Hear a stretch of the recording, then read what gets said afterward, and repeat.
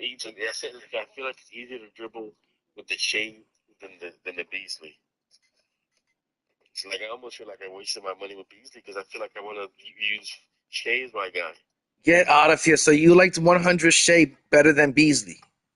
Only the only because how easier it is for him to do shit. That's crazy, man. But I will say this: I finally fucking had finally have a game with Beasley, bro. I took when you do the two park games, bro. MyTeam. You know what I'm saying? Like my lineup Listen because to I don't have drop. that many good players, Mario. I know you Breakfast. think I do, but I don't. So I had to fucking settle and use Tim Duncan, 100 Duncan, and 100 fucking um, Chris Webber just for the defense. And then I have my guy Beasley, bro, and I beat like fucking three people and shit real quick. It was nice. I was hitting nothing but threes with Beasley, bro. Nice. Yeah, like it was fucking awesome, man. His shot was beautiful. It's the only problem with his shot is so fast that it can lead to like inconsistency at times. You know what I'm saying? Yeah. Only because of, how they always change your jump shot speed. But if you can fucking get that shit going, bro. So I'm ready to run Park Mario. I just gotta find some people, man. I don't have. I Oh, found I found one person, but I don't know if he's good or not. hey, Lou, let me hit you back up in a little bit. Let me ask you this question. Hey, Lou, I'm streaming. Let me hit you up in a little bit. All right, peace. Yo, what up, Cy? What up, Raph?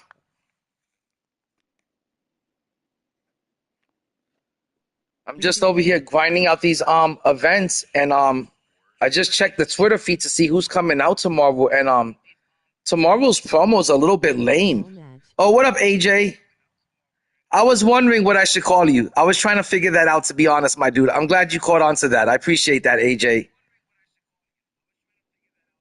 Exactly. I was wondering how you kind of pronounce your name, but I'm glad you were able to spot that out, AJ. The promo thing is out. But tomorrow's promo, guys, is a little bit lame, and I want to discuss it because I thought it was going to be something a lot more special. I thought there was going to be an invincible David Robinson and an invincible Akeem Olajuwon coming.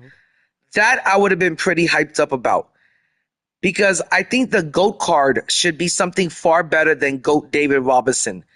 As much as I wanted to see an invincible David Robinson and an invincible Akeem Olajuwon, I wanted to see something a lot better than GOAT David Robinson. And the other cards are looking pretty good. The other cards are really good. The other cards are Invincible Luka, Invincible Klay Thompson. I'm not excited about the Invincible Blake Griffin. 100 Bobo, I'm really excited about that card. That card is going to be a beast. 100 De'Aaron Fox, I'm not excited about that, not one bit. And 100 Kyle Korver is going to be an amazing card, an amazing shooter. And then Dark Matter Taco Fall. So all of the other cards were looking really, really good, with the exception of the GOAT card. I really feel like, guys, the GOAT card should have been something a lot better. It should have been saved for like a player like GOAT Wilt Chamberlain or, a GOAT King James, a GOAT Yao Ming, a GOAT Wemby. But a GOAT David Robinson, I want to say, was a little bit underwhelming. And it really didn't excite me too much. I thought they could have done a lot better. And I'm a person that loves David Robinson. I played with David Robinson's Pink Diamond. I ran his Galaxy Opal. I thought it was one of the best level 40 rewards of the year. I ran with his Dark Matter card, and I thought the Dark Matter David Robinson was an excellent, excellent card. Did we need a GOAT David Robinson? I don't feel like we did. I feel like there could have been a lot better picks. A GOAT Shaq. Just so many other cards that you could have made a GOAT card out of. I feel like David Robinson was a bit underwhelming. Yo, what up, fam? Oh my God, you're kidding me, fam. If you're telling me you got 100 overall King James from a base pack that you ripped with MT, your new nickname is definitely going to be the base pack king, for sure. Oh my God, that's amazing. I've been wanting to pick that card up for the last 3 or 4 days now, and the only LeBron James that I can afford is the base one with no legends, and he goes for about 1.3, 1.5 million MT. And if you want to get him all badged up, he's going to cost about 2 to 2.7 million MT. So that 100 King James, that's a really good card that you pulled. And the best part is that he's sellable. So I would recommend that you badge him up and put it on the market while it's still going for a lot. Yo, what up? What up, Ref? Ref, I refuse to call you Pimple Face. I cannot call you Pimple Face. That name just irks me out. It does. But yeah, guys, I'm just over here completing these champion events challenges, and they've been pretty lengthy and really boring. And super repetitive and tedious, and they just keep adding more and more shit to it. And there's been so many challenges to complete this season.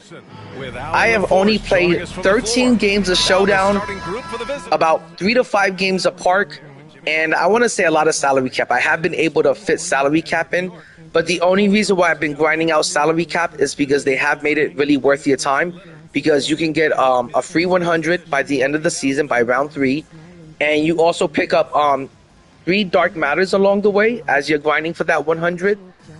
So salary cap has definitely been worth grinding. The other 2 modes, I just haven't had time for it. And they've been dropping so many challenges. I'm just falling behind with Showdown, and haven't had time for Park or anything. So I'm just really excited to like finally get all of these challenges like out of the way so I can get back to Showdown.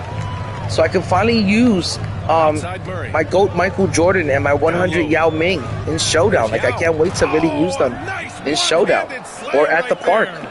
And ever since I got these cards, I've just been super busy completing challenges, and that's all I've had time for.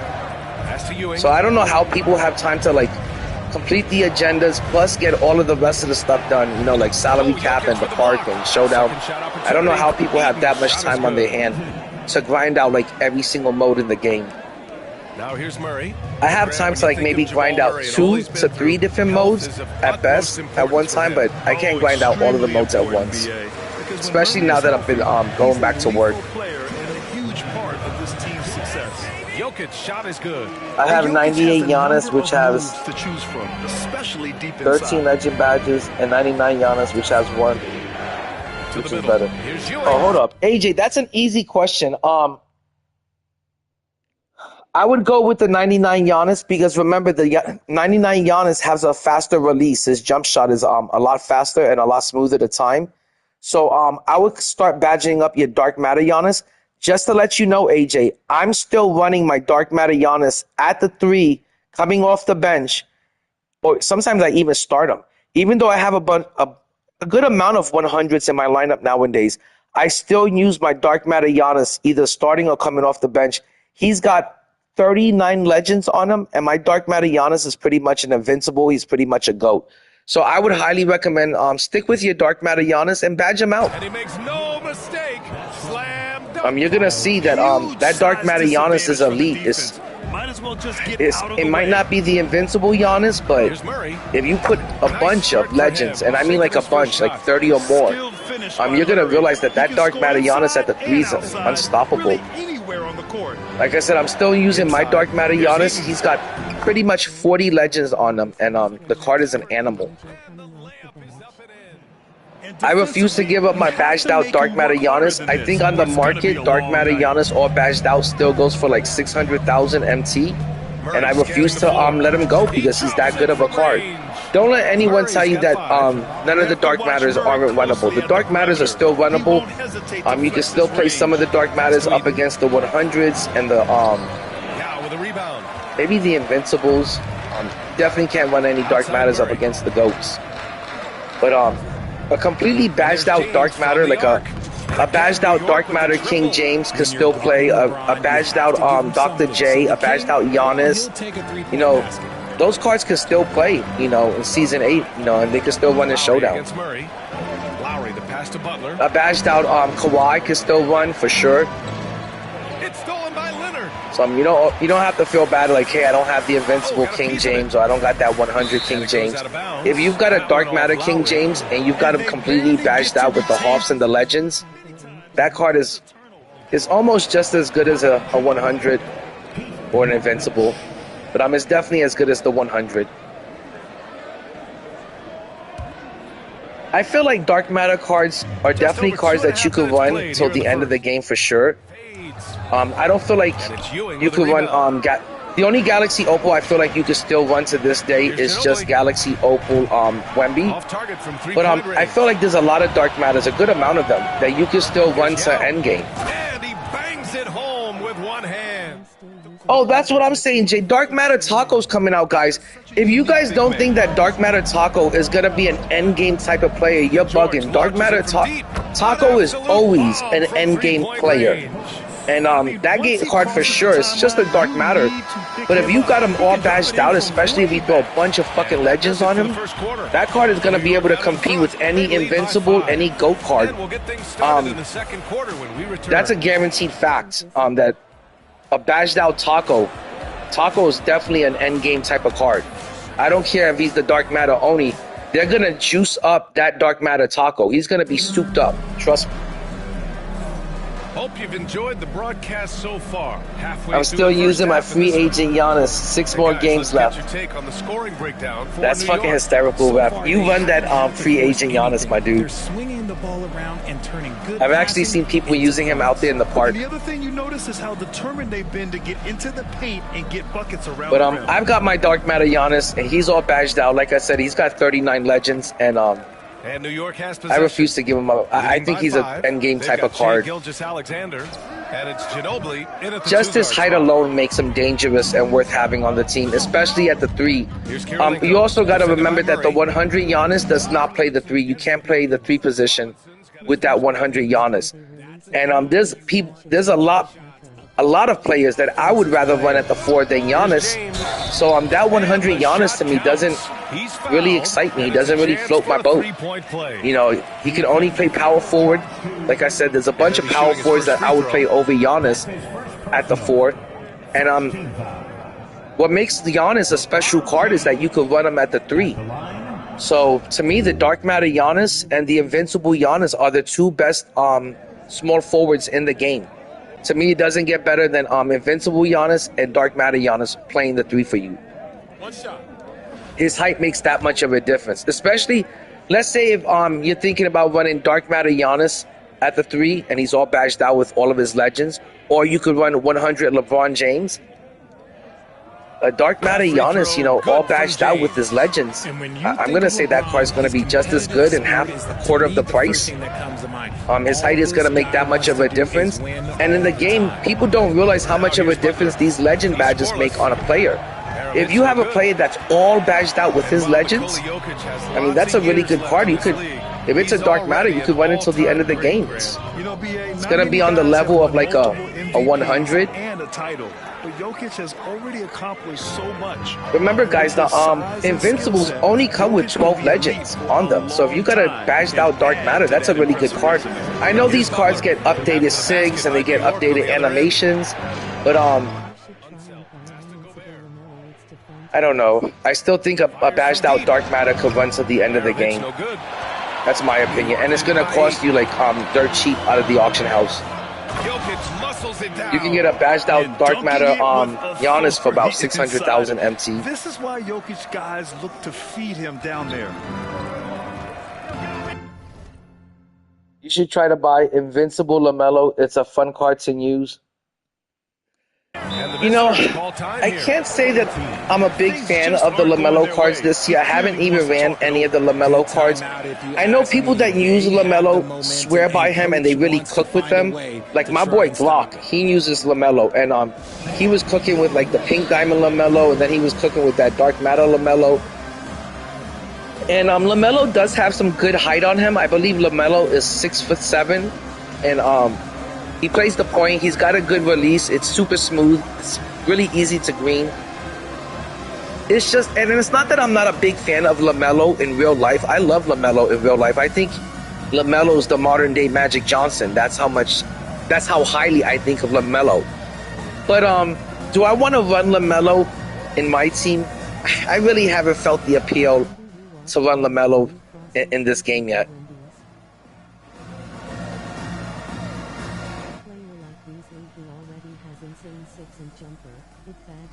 Did you watch Maine eat the new Frosty Fusion from Wendy's? No, I didn't watch Maine eat the new Frosty Fusion from Wendy's, but I did watch Mainstream play some NBA 2K today, and it was great to see Mainstream playing some NBA 2K and actually streaming it. I did take the time out to watch him play some 2K today, and he's killing it at the park. I think he's almost at 400 wins.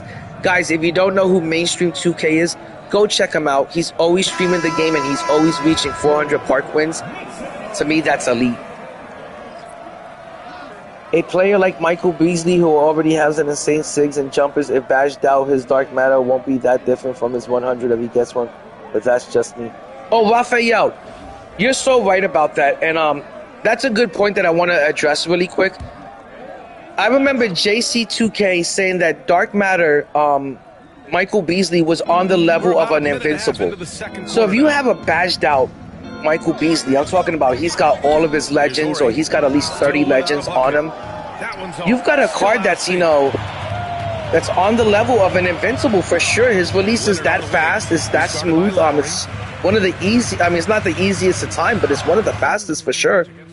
So if you have a Michael Beasley, a dark matter Michael Beasley, and you've got 20 or more legends, or you're lucky enough to have one with 30 or 40 legends, you've got a card that can compete with any invincible out there, and a card that you could probably even run up against the GOAT cards because his release is that fast.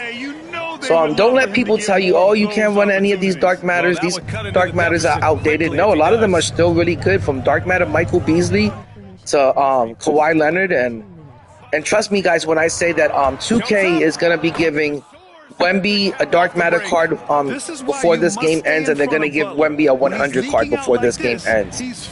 So there's a lot. You can still have a lot of fun with this game and not have to play with the best tier cards. You don't need the GOAT cards or the Invincibles to still have fun or even win in this game. I know this game is very pay to win, but you can still dominate in Showdown if you're a good player. You know, you can still dominate the park if you're a good player with a Dark Matter card or a 100.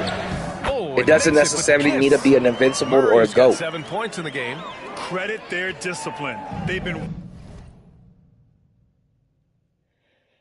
Jay, I think D-Rob, to me, D-Rob isn't a pack seller. So I don't know if D-Rob has that appeal to many people. You know, there's people from this generation, they barely know who David Robinson and Akeem Olajuwon, or, you know, players like the Dikembe Mutombo, they barely know who players like that even are. So I don't think that card has much sexiness to it, much sex appeal. You know, I don't think people find that card too attractive, you know, and I don't think it's a card that's going to excite people the way like a Wemby does, or a Yao Ming, or, you know, even a Chet. So I can't picture an old school name like David Robinson getting people that excited. I think he's going to be a 2 to 3 million MT card, and once his price comes down, I think he's going to be 2 million MT. I think at first he's going to be 3 million, and then he's going to fall down to 2 mil. Remember, we've been playing with David Robinson now the whole year. Plenty of people had the opportunity to play with David Robinson this year because they gave him out as the level 40 reward as a Galaxy Opal. So I don't think that many people are excited to, like, you know, try to get their hands on a D-Rob. I'm the biggest David Robinson fan, and it's not exciting me that much, and I wouldn't pay... I wouldn't pay more than 2 mil for David Robinson or Akeem. I know that he's going to probably be 3 million at first, but I think he's going to come down to 2 mil. And I think another reason why the GOATs aren't going for as much as, you know, you would think they should be going for, is because by this time, so many of the people that stacked up their MT, you know, I'm sure there was a lot of people that stacked up their MT that spent all of their MT trying to get Wemby, spent all of their MT trying to get Yao, spent all of their MT getting Invincible King James. So really now at this stage of the game, there's really not that many people left that have, you know, more than 5 million MT stacked up. So if a card doesn't really excite you, like a name like David Robinson doesn't really excite the fan base, I can't picture him going for more than 2 mil, 3 mil. I think he's going to drop to 2 million pretty quickly. Within the weekend, he'll be down to 2 mil. So if I do pick him up, it's only because he fell to 2 mil. But that's about it. And if David Robinson drops down to They've 2 got million James, MT, Kawhi Leonard out there with Murray. between And there's David Nikola Robinson, Jokic, Michael Jordan, and then Giao next in season at the level 5 40 down low. reward is gonna That's the be group starting the second half from Mike D'Antoni. probably a GOAT. Now I'll be here's able to Murray. put 3 GOATs within my starting lineup and still have about 4 million MT left. Takes the three. So I think at 2 million MT, I think David Robinson is worth it. I call Jamal Murray a scoring But not guard. at He's on this team to provide points. not and at he's no 3 certainly million or doing that up. I tonight. wouldn't spend for 3 million and for 2 million. I'm gonna go get me 100 King James. That's a card that I've been eyeing. Here's Ewing. That's a card that I want to play with. And 5 on the clock. David Robinson, I've just played with that card too many times this year, and I think so many people have played with them so much. Jokic They're against tired Lowry. of seeing David Stolen Robinson. by Lowry. They were giving out David Robinsons left and right out of the Hall of Fame box when they were giving out Dark Matters in them. He's got A lot of 6. David Robinsons were popping out of that, and I don't think a lot of people want to play with them again.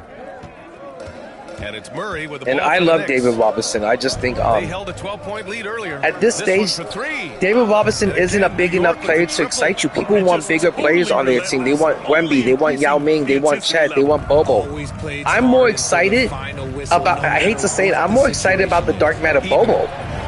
And last year I wasn't a fan of Bobo, but getting a Dark Matter Bobo, getting somebody that's his height, that kind of size on your team makes a difference. Outside Murray. Pass to Leonard. Now So I think more people are going to be excited about a name like that. And he was fouled while in the act of shooting, so he'll take 2 free throws. That's why, Ref, that's why I like players like, from, yesteryears. I like players like, David Robinson, Hakeem Olajuwon, people that were like on the original Dream Team. That's another team that I always try to recreate every year when I'm playing my team. I always try to see if I can recreate the original Dream Team, or I always try to recreate a classic Hall of Fame Lakers team. That's something I do every single year with this game. But this year, trying to create an all-time Laker team or the Dream Team 1, it's pretty damn impossible. Yo, what's up, Bats? How's it going, fam? Bats, what do you think about GOAT David Robinson? Is that a W or an L? Because I want to say it's a W, but it's a lowercase W. It's not a huge capital W that really gets the community too excited. From James. It's always nice to see it. I was kind of expecting more from the GOAT cards, I feel like people would have been more excited to even see a GOAT Dirk Nowitzki over a GOAT David Robinson. Around 2 minutes gone by. I would have been happier to see that. It's going to be a goaltending call here, so they will. Yo, what's good, Corby? Corby, what do you think about GOAT D-Rob coming out tomorrow? Do you think that's a W or an L? Or do you think it's a lowercase W?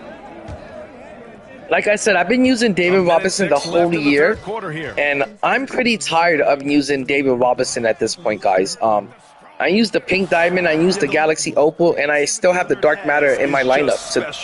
He's capable of some My Dark Matter, really David memorable Robinson, throwdowns. has 33 Legends, and I still have him in my lineup, and he comes off the bench, but And here's Lowry. I don't think there's anything excited about, going from the Dark Matter David Robinson to this GOAT David Robinson. I would have been much more excited for a GOAT Taco or a GOAT Bobo. I think people would have been happier with those cards as a GOAT card, but I don't know. Just not too excited about GOAT D-Rob. Maybe it's just me.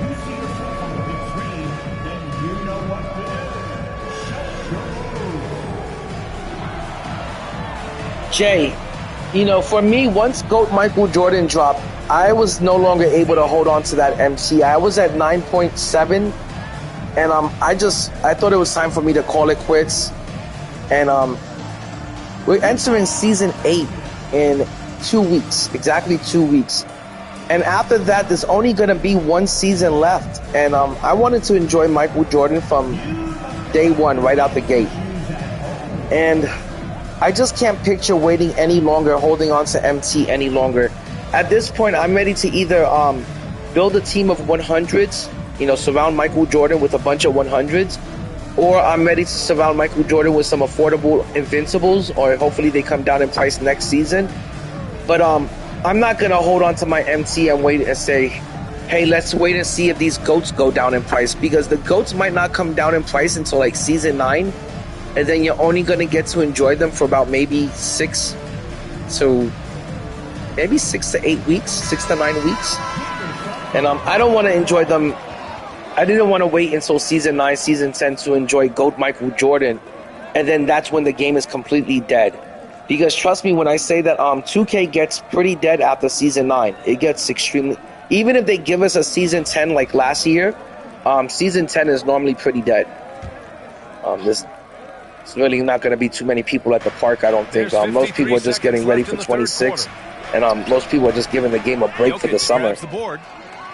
New York leading by So, 10. Leonard on the wing. I don't know. I just thought it was time for me to start spending and enjoying the MC and enjoying the players. And this is the most fun I've had running Michael Jordan and Yao Ming together. It's been nothing but a blast. I haven't lost a game in Showdown when I'm running those two together. And it's just the most fun I've had. And the amount of free cards they're going to be giving us next season, like they're going to be giving us a ton of free Invincibles and a ton of free 100s. There's really no reason to hold on to your MT when they're going to be giving out Invincibles and salary cap next season, or Invincibles in level 37. I'm pretty sure they're going to be giving some kind of option pack for level 37 next season, where it's going to be an Invincible option pack. And I'm pretty sure that somewhere in season 8, they're going to be doing Hall of Fame boxes or packs where you can rip for an Invincible straight out of a pack, or a Hall of Fame box where there's going to be an Invincible pack coming out of it. So there's really no reason to hold on to the MT, because they're going to start giving shit away at this point, just the way they did last year. They're going to make it pretty accessible for you to get Invincibles and 100s for sure. And because they want to hook you for next year. And a worthy candidate tonight as we take a look at our State Farm Season 8 is going to be the last season. I'm going to hold on to my MT for 2 more weeks. That's what I'm doing right now, Jay. I've got about 6 million MT left. I want to say if I sell everything, including the players I have in my collection, I would maybe be at 7 million MT. So that's all I'm going to do. Is I'm going to hold on to the players I have, and I'm going to hold on to the MT I have and the sneakers I have, and I'm just going to wait for season 8 to start. And even if I can't afford to have a complete team of GOAT cards, maybe I can do a starting lineup of GOATs and a bench of Invincibles. And even if I can't do that, I think the very least I'll be able to accomplish in this game is I'll be able to surround GOAT Michael Jordan with a bunch of Invincibles at every single position. Before this game ends, I'm pretty confident I'll be able to do that.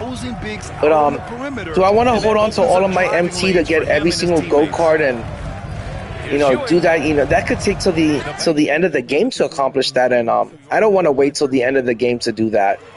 And it's Jokic off the drive, and the dunk by Jokic. They've been very well-rounded and extremely focused. Not only that, Jay, but I play a lot of Showdown, and for you to survive in Showdown, you're gonna need some really good cards. And I want to enjoy the very last bit of this game. Remember, guys, that next season, unfortunately, with this game, you have to start all over. So if you don't enjoy every minute, every second, every last bit of this game, when you start over next season, it's back to those fucking diamond cards again. It's back to those fucking amethyst cards again. And just hoping to get a pink diamond and shit, man. And that's not even cool.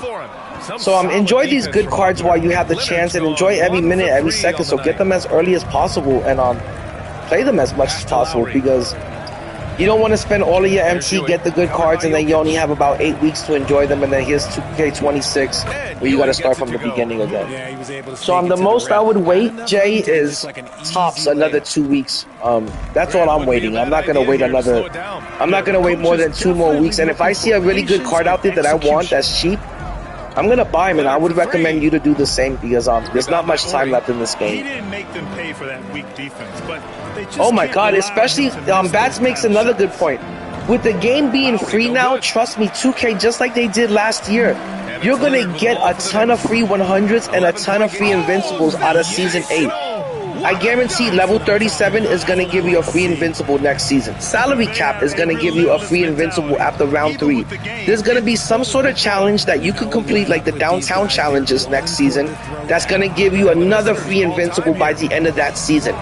By Season 9, you're going to have a whole complete team of Invincibles, and your lowest rated cards are going to be the 100s. And you're going to get all of that for free. And the kind of packs that they're going to put out these next 2 seasons, they're going to be putting out Hall of Fame boxes where you can get an invincible out of them. They're going to be putting out packs where you'll have an equal chance at an invincible or a 100. They're going to be doing all sorts of things like that. So I'm really not sweating it, because not only are they going to give you a bunch of things for free, they're going to give you a lot of good stuff that you're going to want to spend your money on. Trust me, these last 2 seasons, 2K is going to milk the fuck out of the invincibles and the GOATs and the 100s. They're going to give you these packs for $50 where you're going to get a guaranteed 100. They're going to give you a Hall of Fame box that you could rip for $100 that's going to give you a guaranteed invincible. They're going to give you so much eye candy for you to spend your money on. It's not even funny with these last 2 seasons. That's why I always tell people that end game, not the beginning of the game, end game of 2K is always the best, because they give you the best stuff to buy. They give you the most stuff for free, and they really do give you your bang for your buck. Remember, at this point, the game is free to get. So now's the time to play. Now's the time to jump on the game, and now's the time to be able to build a good team for like practically cheap, because they want to hook you for 2K26.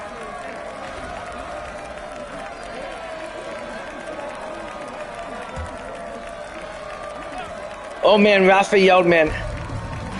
I don't think this season I'm going to have to open up 101 GOAT packs to complete the whole fucking, the whole GOAT team. I don't know if you guys know, but last year I opened up 101 GOAT boxes, not packs. It was 1,000, over 1,000 packs, and 101 boxes it took me to complete the GOAT collection. And this year I don't think I'm going to have to do that, because remember, they're going to spit you out a lot of duplicates from those GOAT packs.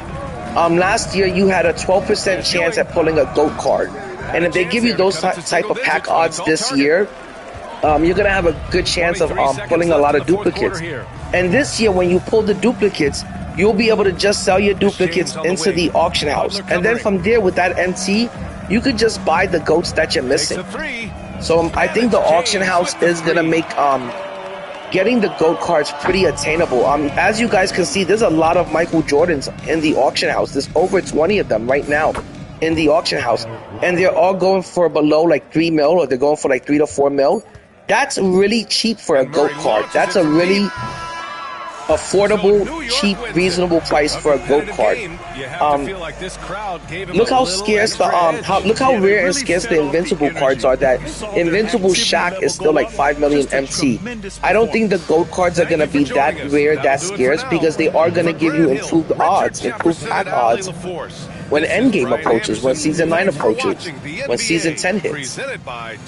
So I don't think this season I'm gonna have to open up 101 GOAT boxes, thank God, because last year opening up 101 GOAT boxes must have costed me, my God, I must have spent, I want to say at least $2,000 to $2,500 to complete that GOAT collection.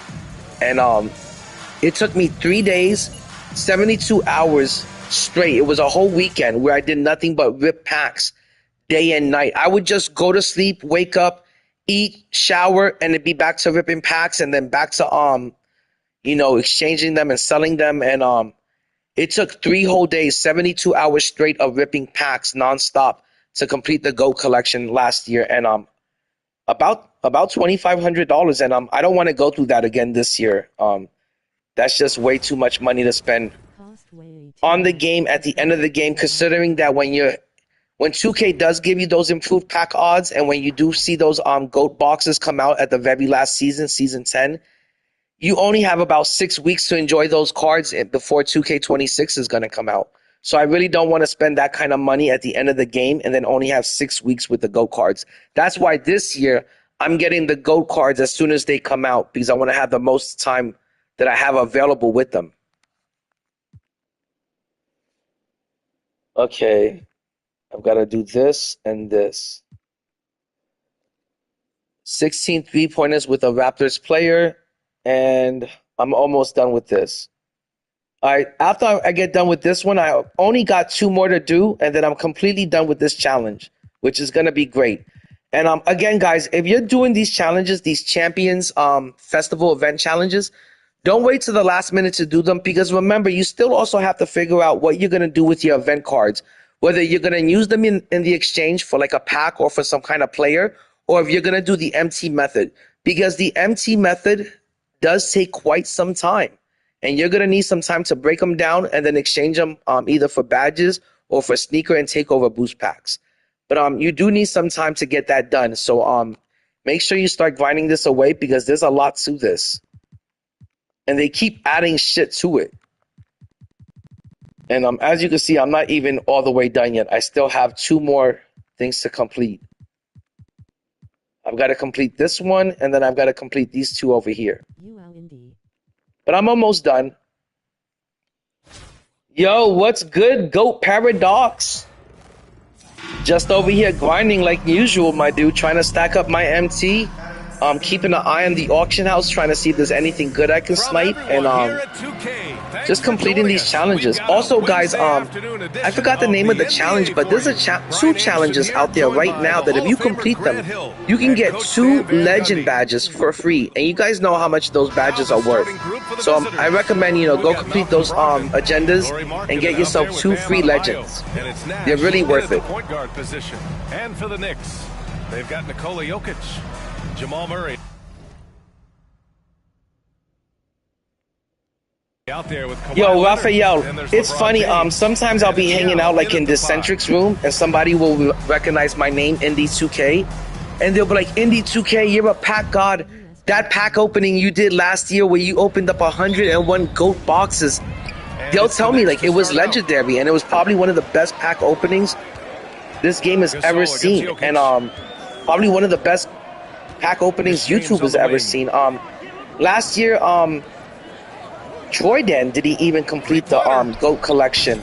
Decentric, did he even complete the GOAT collection? He fell 1 card short. I forgot which card it was, but I think it was GOAT Luka. He couldn't get it. And I made sure that I was going to continue ripping those boxes until I got every single card. And out of box 100 came out GOAT Michael Jordan, and out of box 101 came out GOAT Luka. And I was able to complete the collection after 3 days of non-stop ripping. And I'm just thankful that this year I don't have to do that. Because I think I'm going to be able to get, like, by next season, I'm going to pretty much have, positive, I'll have at least 3 GOATs in my lineup. The one from level 40, and then I'll probably buy another GOAT because I have 6 million left to get another GOAT card. The visitors with the ball. It's a 3-point game. GOAT Luka last year, Passes to Gasol. I'm trying to remember, I did not start, last year I was starting GOAT Kareem at the point guard position. He was my PG1, and then off the bench I was starting GOAT T-Mac because he was a 6'8" point guard. And GOAT Luka was actually my PG3 out of my reserves. Last year, GOAT Luka was a good card, but he wasn't good enough to run over point guard T-Mac. He wasn't good enough to run over point guard Kareem, and he wasn't good enough to run over point guard Michael Jordan. Those cards were still better than GOAT Luka last year. But was GOAT Luka last year elite? He was a very elite card. Same with the Dirk Nowitzki card. GOAT Dirk Nowitzki last year was a very elite card. Adebayo, a screen on Murray. Here's Nash. Pass to Adebayo. So hopefully this year we get a bunch of good GOAT cards. But I'm not that excited about, the GOAT cards. That's my time of the year. I'm the GOAT of the GOAT cards when it comes to pulling GOATs. But I'm not that excited about trying to pull for GOAT David Robinson. I like him a lot. I love David Robinson in real life, and I like him a lot in the game. I love him in the game.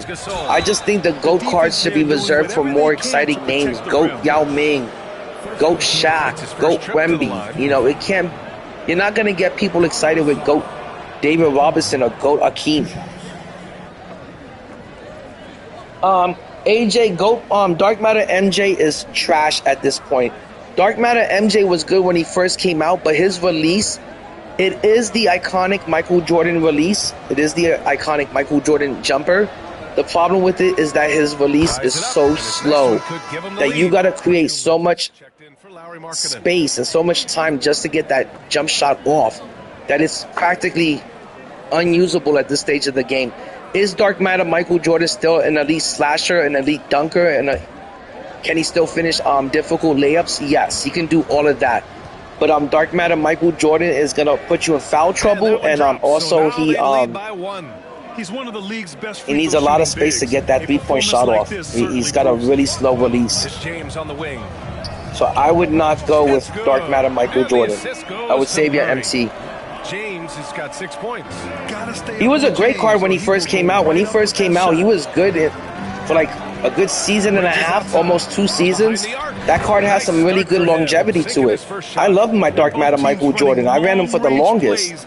And that's what made me want to pick up the GOAT Michael Jordan, was that I kind of missed using that card. But Dark Matter Michael Jordan at this stage of the game he's one of the Dark Matters that are unusable. There's a lot of Dark Matters that are still usable. A badged out King James is still usable. And the officials call goaltending, so they'll award badged out Dark Matter David Robinson, Akeem Olajuwon. There's a lot of good Dark Matters that are still usable, especially if they're badged out. But Michael Jordan is not one of them. He's probably one of the few that is not usable. But besides that, Paradox, I do like the drop. I like the Dark Matter. The card that I'm most excited about from tomorrow's promo, I would say, is that Dark Matter Bobo. That card is gonna be a beast. He's like 7'7". His wingspan is like huge. They always juice him up. They always soup up his jump shot. So he's going to be a Dark Matter card that I guarantee you that Dark Matter Bobo is going to reach 1 million MT. Dark Matter Bobo might reach 1.5 million MT. He's going to be that good of a card. So I say I'm really excited about the Bobo card. Invincible Luka is pretty exciting. Let me see what other cards came out. I'm not excited about Invincible Klay Thompson. I'm not excited about Invincible Blake Griffin. The only good thing about that Invincible Blake Griffin, you can run him at the 3. At the 3, he does have some good size on him, but I'm not excited about Blake Griffin or Klay Thompson. But I am excited about 100 Bobo, and I'm excited about 100 Kyle Korver, and that Taco. Oh my God, that Dark Matter Taco, that's the one I'm talking about. Dark Matter Taco is the one that I'm the most excited about, and then the 100 Bobo is another card that I'm really excited about. Those 2 cards, I think, are your best cards from the promo. And that's sad to say. I think people would rather run with the Dark Matter Taco and the 100 Bobo for sure over that GOAT David Robinson. And I'm almost one of those people that want to say that I would rather. I mean, last year I wouldn't want to run with Bobo. Last year I used to tell people it made me feel stupid running with a card like Bobo. But this year I want to say that the way they juice up and soup up Bobo and like Taco, and the way they make them such like cheesy fun, they're super cheesy cards. You can't pass them up. That 100 Bobo and that 99 Dark Matter Taco, those cards are gonna be just as good as any card out there, and especially with their size and height. But I do think there's more people excited to play with those 2 cards than they are to play with a GOAT David Robinson, because you know, we've just been playing with that card all year. People have been asking for a Taco the whole year. People have been asking for endgame Bobo all year. So I think those cards have more appeal, and people are looking. There's a lot more people looking forward to those cards than that GOAT D-Rob. I have to admit, I'm even feeling excited about Bobo and Taco. I would have been more excited if it was a 100 Bobo and a 100 Taco. That would have been super lit. So tomorrow, I don't feel like there's everybody in the league would be trying to hide. I don't feel like there's a troll card in tomorrow's promo. If you rip the 51 pack box and you get either one of those cards as your topper, all of those cards is going to be a huge W tomorrow, because all of those cards are going to go for a good amount of MT. All of those cards out of tomorrow's promo is going to fetch a decent amount of MT. So if you rip tomorrow's promo, that topper is a good way to farm MT, because either if you get Taco, you get Bobo, you get Kyle Korver, you get the only troll card is De'Aaron Fox. Ooh, that's a card you're definitely gonna want to avoid. But here's Olajuwon. All of those other cards are going to be huge W's, and you're going to be able to stack up a lot of MT getting those cards. You're going to be able to farm a lot of MT through tomorrow's promo. That's for sure. From the arc, here's Leonard. Goes up again. And And he buries that But one. all in all, I think it's a very good promo. I just think the GOAT card should have been as exciting as the 100 Bobo, and I think the GOAT card should have been as exciting as the Dark Matter Taco, because there's more excitement to those two cards. I think there's more people excited about the Invincible Luka. But if I pull Invincible Luka, I would probably sell him, because he's gonna fetch a lot of MT in the auction house, because those Invincible cards are pretty rare, pretty scarce. They're probably some of the hardest cards to pull all this year. But tomorrow I'm pretty sure I'm gonna be ripping a box. I'm just not sure if I'm gonna rip the Hall of Fame box or if I'm gonna rip the 51 pack box. And the fear with the 51 pack box has now become, well, what about if you get the troll card that 2K sticks in it? Last week it was Tony Parker, this week is De'Aaron Fox. You know, and Troy Dan kind of really did a good job at exposing 2K and their terrible pack odds, even when it comes to the topper. There's a minute you know, 12 left in the first half. Troy Dan has showed you that you could open up 9 of those, or he actually opened up 20 of those 51 pack boxes, and he got like 16 Tony Parkers out of them. So you know that kind of shows you that the pack odds, even when it comes to the topper, is pretty rigged. Jokic muscles it down. So I don't know if I'm gonna rip the Hall of Fame box tomorrow or if I want to rip the 51 pack box, but I'm probably gonna watch a few videos, a few live streams, and see how it goes for the other streamers and see if they have any luck. And if no one has any luck with the 51 pack box and everyone keeps getting De'Aaron Fox as their topper, I'm most likely gonna go with the Hall of Fame box. Here's the three. Look at Leonard dialed in from deep. And he's a selective three-point shooter. Kawhi only hey guys, takes them if he feels if everyone could take the time out and hit the like button, I would really, really appreciate that. It would make my day. But I want to say the good thing about the Hall of Fame box is that you guaranteed a 100, just the way the 51 pack box guarantees you a 100 with the topper. It also guarantees you, I think, like 2 more chances to get like another 100 possibly out of the Hall of Fame box. It also guarantees that you're going to get some Dark Matters, which is also pointless and useless to get at this time. No one is, most people aren't running, there's not that many Dark Matters that would make most people's team.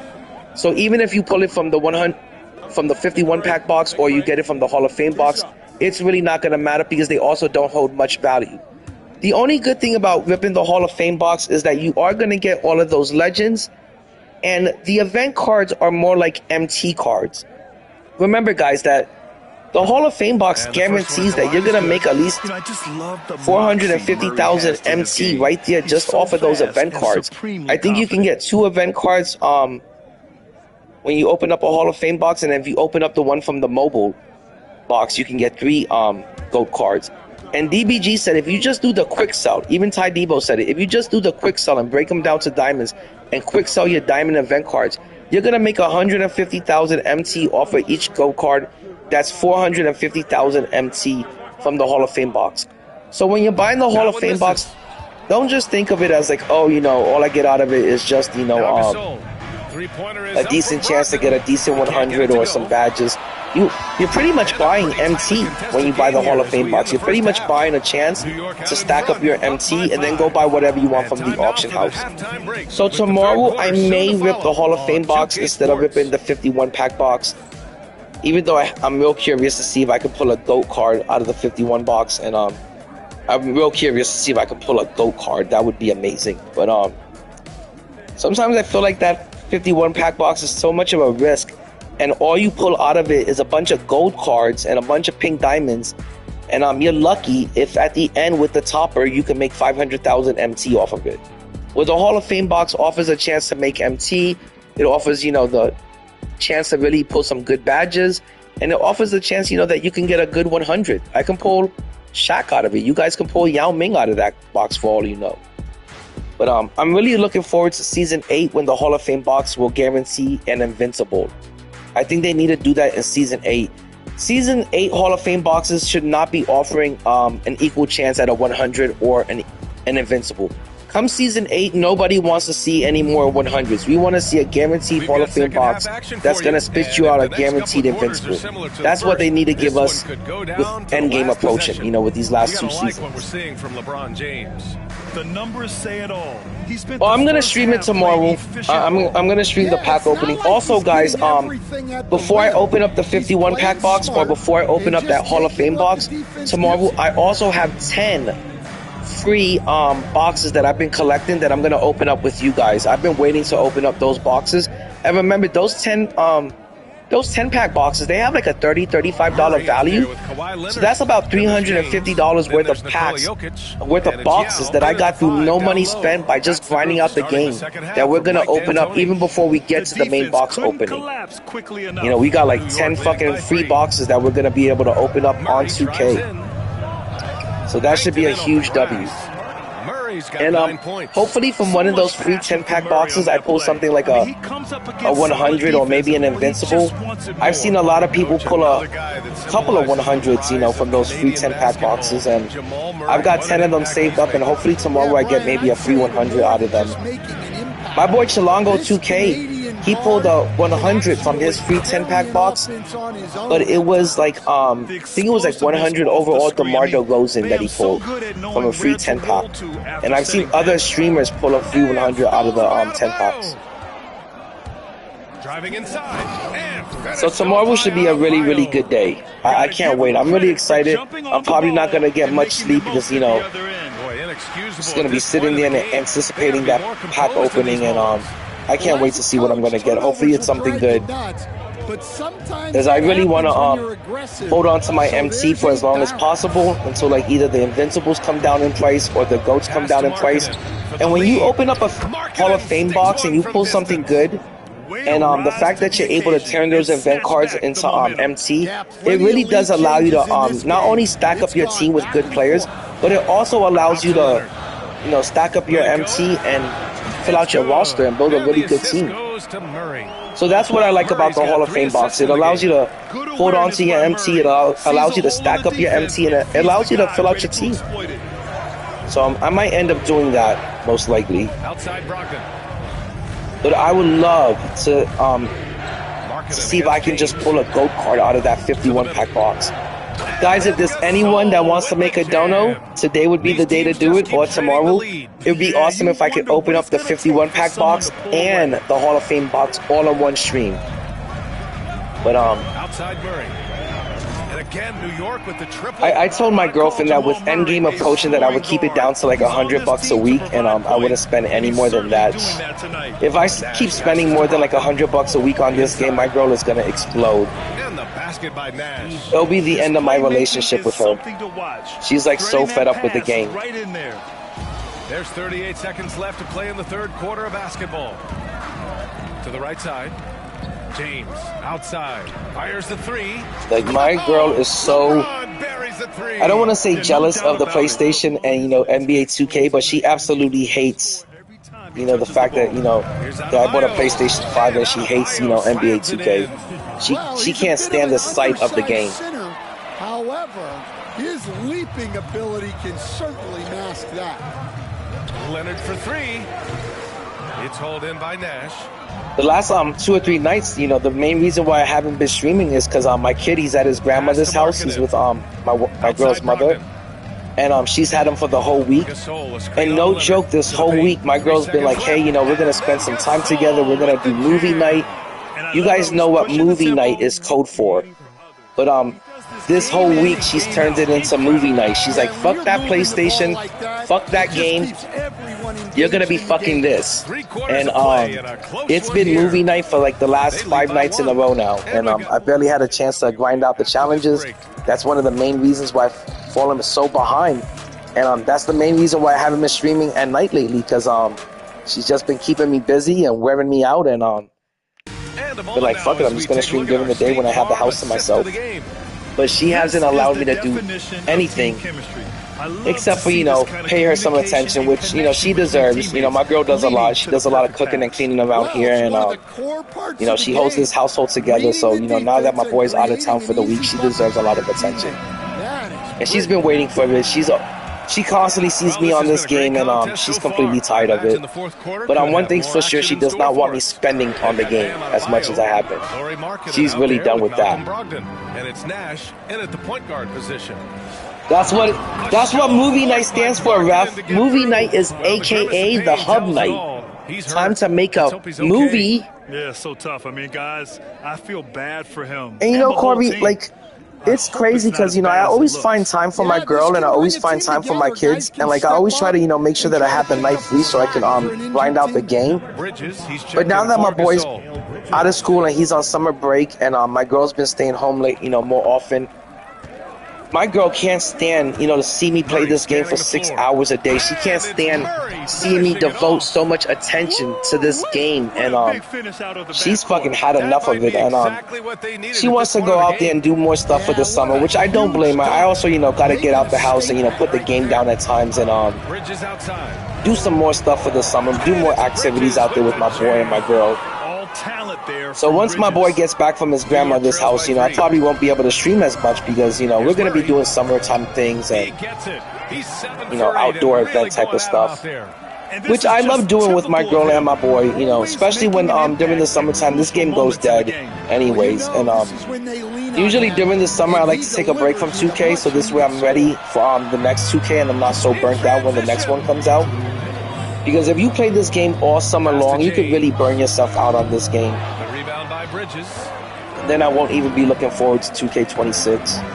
Jokic against Markkanen to the inside. But, for all the guys that are either, you know, married or you've been with your girl for a really long time, you know, if you don't want your girl to be cranky panties all the time, you know, put the sticks down, make sure she jumps on your stick, and you'll see your girl's going to be a lot way happier if you just show her a little bit of attention, a little bit of affection, a little bit of love and care, some effort. You know, they're going to be way more happier with you, and they're going to let you spend more time on this game. But if you completely, like, neglect your girl and don't spend any time with them or don't take them out on, like, a date night or movie night, they're going to resent this PlayStation and they're going to resent this fucking game. They're going to resent the shit out of it. And my girl was starting to resent, like, even real NBA games.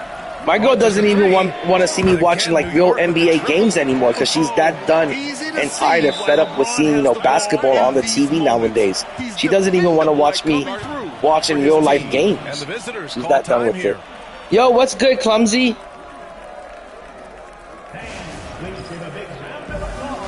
So, you know, like I was saying, you know, when you're a dad and you're a married man or you got like a girl that you've been with a long time, sometimes you just have to put the sticks down and like show your girl some attention.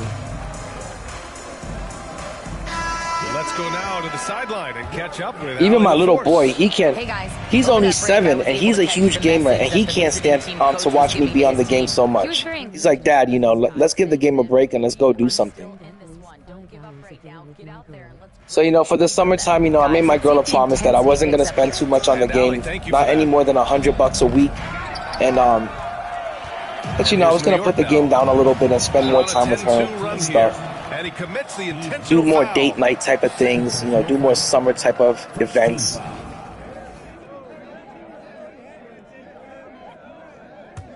Corey, like, no joke, I spend at least 5 to 6 hours a day with my girl. And the second I'm on this game, she acts like I haven't been with her in a year. You know, and it's crazy. Like, you know, I could spend the whole day with my girl, and the second I'm on this game, she acts like we haven't spent time with each other in days. And I'm like, you know, like, man, you know, like, I'm not saying that my girl is needy or anything like that, but women in general require, like, a ton of attention, and, like, I want to say every girl out there is pretty needy. Every woman out there is pretty needy. They're kind of like children at times. But, so I always try to, you know, balance out the amount of time that I'm going to spend on the game and streaming.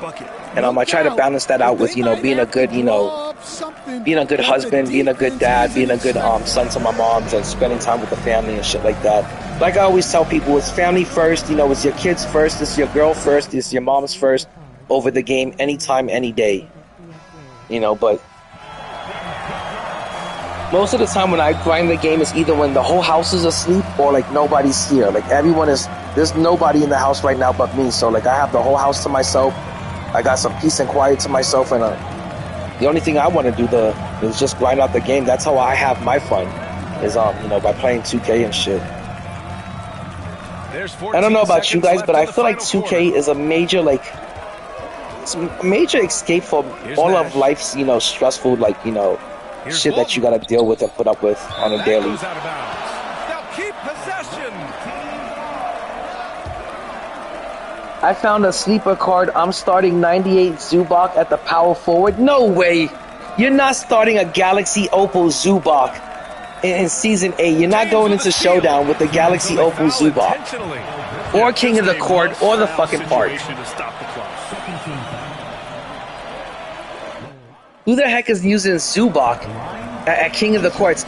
Matter of fact, Bats, if I run into you in Showdown or King of the Courts and I see you running Zubac at the 4, you're gonna be barbecue chicken, my dude.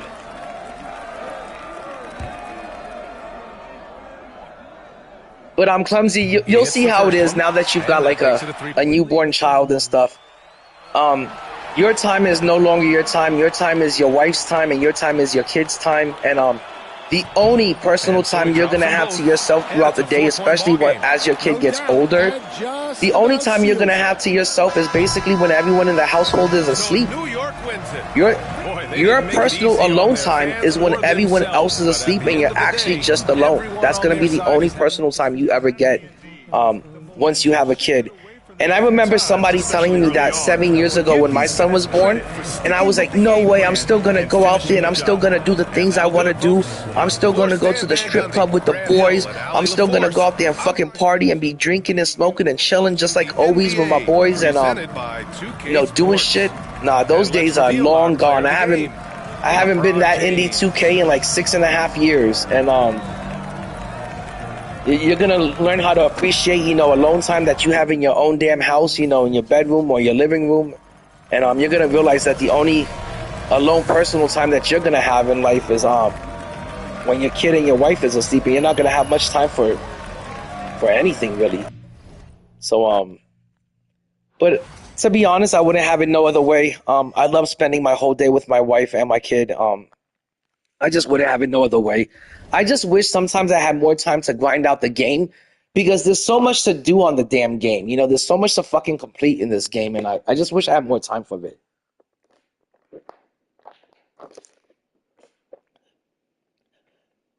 I may get one of those portable PlayStations and just take the game with me everywhere I fucking go. Because I don't know if you guys know this, but I am an Uber driver, and like in between rides, I could easily fucking grind out the game. There's a lot of in between downtime when you're an Uber driver, and most of the time I'm either listening to watching a YouTube video or listening to some streamer or being up in some chat. I just think I'm gonna get a portable PlayStation and take it with me, and this way I could play the game while I'm on the road.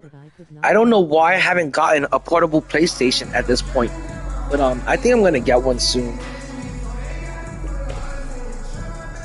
Welcome all. Thanks for tuning in. And just grind out this game while I'm at work, and there's like so much downtime and shit. Hello, basketball fans. Brian Anderson here, courtside with Doris Burke and Grant Hill. Our reporter is Ali LaForce. Now the starting Clumsy, and guys, I'm gonna take the minute to get like I don't want to say a little mushy or a little sentimental or like emotional or something, but Clumsy, having a kid is the best feeling, and I'm gonna pause the game for this. Having a kid is the best feeling that you could possibly have in life. It's the most fulfilling feeling, and while having a kid is the toughest thing in life that you could do, is the toughest thing in life you could do is bringing a child into this world. And it takes a real man to be able to raise a kid and make sure that he grows up healthy and happy and well taken care of. And to be able to support that child, for the rest of you're going to be supporting that kid for the next 18 years.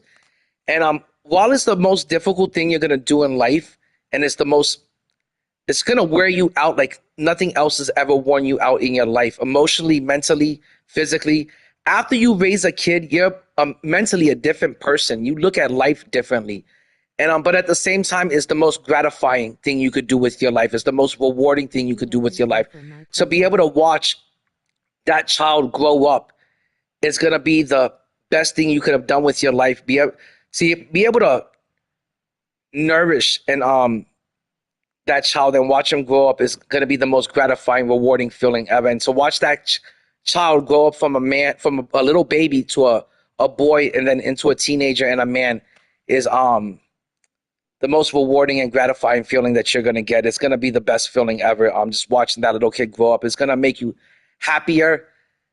There's nothing else that could make you happier in life than that. It's gonna be some of the most happiest moments of your life.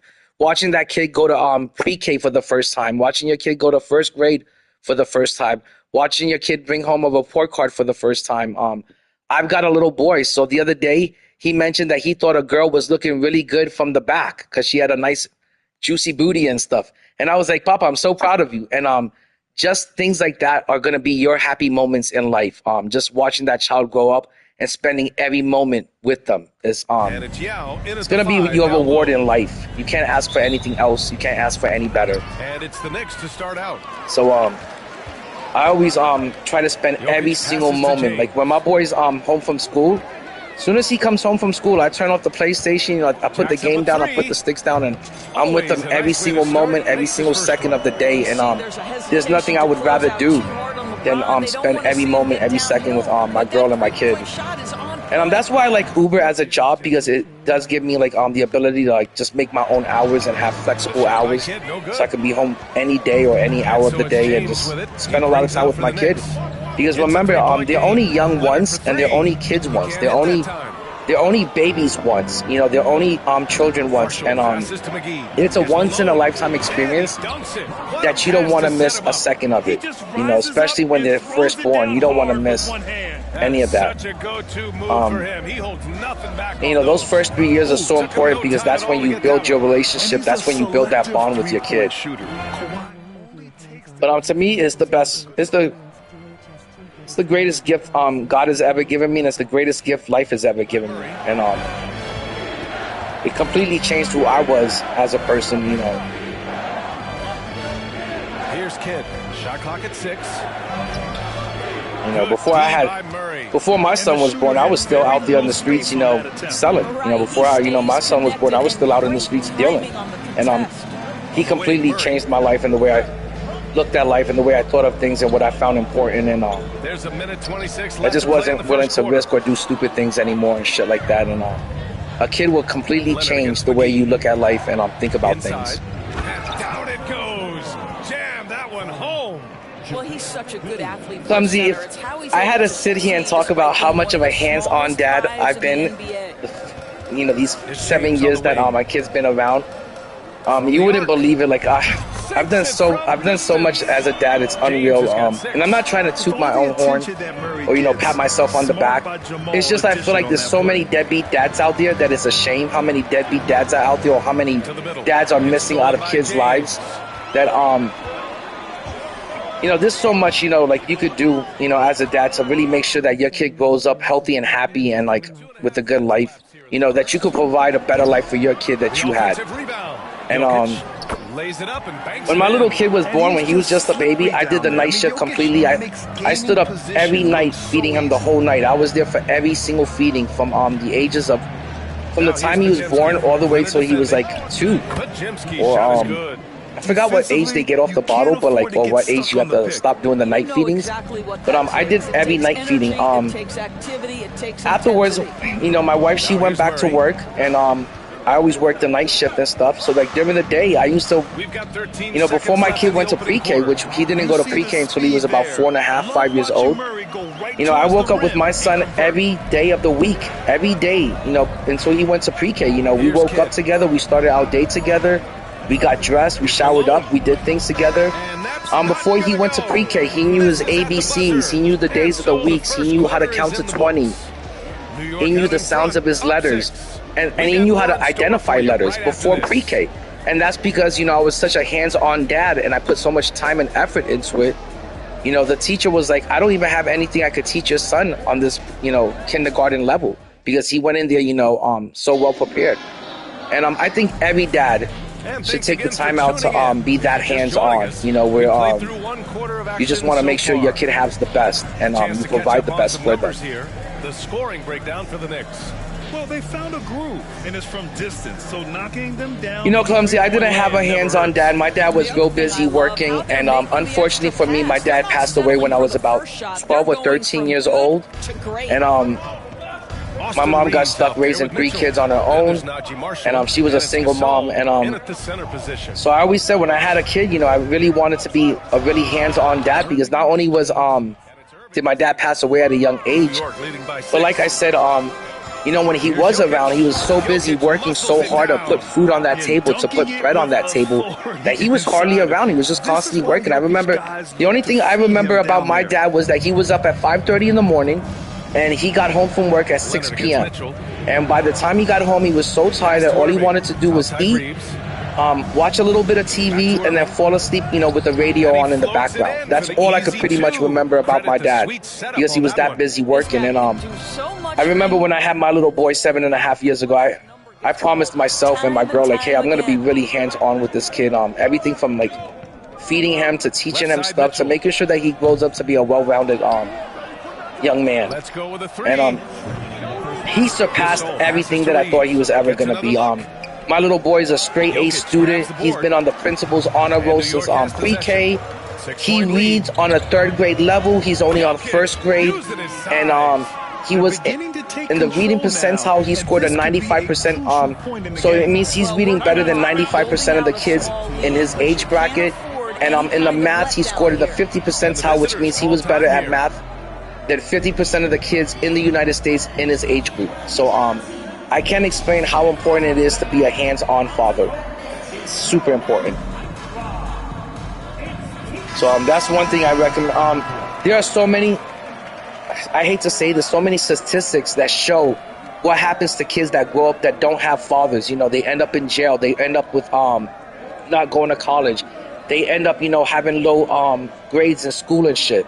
So being a hands-on dad and being a supportive dad goes a really long way. It goes a super far way in like the whole total well-being of that child, mentally, physically, their mental health, how happy they grow up, as a person. And I think all of that shit is super important. So I'm always with my kid, and so I can't express how important I think being a hands-on father is. I think that's like one of the most important things that you can do with your life, is not only bring another life into this world, but really support them and make sure they're well raised and properly raised, and they just grow up to be healthy, happy adults. That's all you can ask for. 1 for 3 from the field here. Jokic on the double team. Tatum from long range. Yeah, with a rebound. Leading by 8. Or if not, they end up on the hub just like Ref. And Ref spends probably a little bit too much time on the hub, but I'm pretty sure we all do. Actually, I can't even spend any time on the hub anymore because they completely got rid of the hub in the state of Florida. The hub has completely been banned and illegal, in the state of Florida. You cannot get into the hub unless you sign up and put an email in there and your age and your identification and all of this shit, and it's ridiculous. Murray passes to Yao beyond the arc. The rebound by Jason Tatum. And now there's nothing but a bunch of crappy fucking bootleg sites that are gonna do nothing but put a virus in your computer or your phone. My wife's lucky they got rid of the hub. That's another reason why we've been spending more time together. Murray's shot is good. You have to watch Murray closely at the perimeter. Jay, I think the D-Rob is going to be I know most people say, hey, Indy, a 2 million MT card is not affordable. But when you've got 10 million MT, a 2 million MT card is looking pretty cheap and affordable. I don't think D-Rob is going to be any more than 3 million MT. Remember, GOAT Jordan was 4 million, and then he fell down to 3 million MT within that weekend. So GOAT D-Rob is probably going to, out the gate, he's probably going to come out, it's probably going to cost you about 3 million MT, maybe 3.2, 3.5, I doubt that. But out the gate, he might be 3.2 million, but I guarantee you by the end of the weekend, GOAT David Robinson is going to be 2 million MT. More people would rather use Invincible Shaq than use that GOAT David Robinson. I think people are that tired of seeing GOAT David Robinson. And a lot of people don't like David Robinson's release. So you got to remember, a lot of people, for as far as it goes with this game, that's all there is when it comes to a player is how's that jumper, how's that release. And if David Robinson has the same old release, the same old jumper, I don't see a lot of people being interested in him because a lot of people didn't care for his jump shot. After a very lopsided first half, we'll see if yo, what's good, Marcus? Evenly in the second. Good to see you around, my dude. Appreciate you swinging through. And in the first half, he dominated in the post. He got the looks he wanted and was able to execute. It felt like his work on the I can't say that I'm not interested in David Robinson. It's just that I'm a little bit tired, a little bit bored playing with that card because I have been using him all year. Me personally, since I've been using David Robinson so much throughout this year, I probably wouldn't want to pay more than 2 million. That's a card I could easily wait for him to come down in price. I don't feel like I'm missing anything because I played with them so much throughout this year that it's a card that I don't mind waiting until he comes down in price. He's getting his first free throw attempt of the game here. But for the right price, like I said, if he's only like 2 million MT, for the right price, I might just scoop him up tomorrow. And you never know, I might get lucky and I might actually pull him out of the box. You never know. I'm actually really surprised to see how many GOAT Michael Jordans there are in the auction house. I didn't expect to see that many GOAT Michael Jordans in the auction house. There's more GOAT Air Jordans than there is Invincible Wembys. So, I don't know how rare, how tough 2K is going to make it to pull a GOAT card. But so far, it doesn't look like, it's that tough to pull a GOAT card. It looks like there's a good amount of them on the auction house. And even if I can't pull one, I don't think they're going to go. David Robinson is going to be so rare, so scarce that he's going to go for a bunch of MT. I think he's going to be pretty affordable. They drew up in the locker room at half. Well, there is nothing better than catching a rhythm as early as Invincible possible. King James is more of a rare and scarce card. James. 6 points for him. I've been trying to get that Invincible King James for like the last 3 to 4 days now. You can't even get that card for 6 mil. You still need like 6-7 million MT to get that card. So hopefully maybe these GOAT cards coming out, maybe they'll bring down the prices of the Invincibles because there's a few Invincibles like King James that I would like to get. I would also like to get that Invincible Giannis, but you still have to pay like 5 million MT for that card also.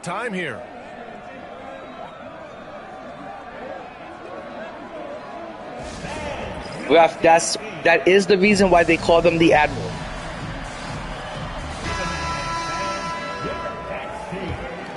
But yeah, I'm excited about David Robinson. I think they should have gave him an Invincible card like he got last year, and I think they should have saved the GOAT card for something more exciting like Yao or Shaq. So efficient, so productive, but for them to have real success, he needs help. Hey guys, after this, I gotta get ready for work.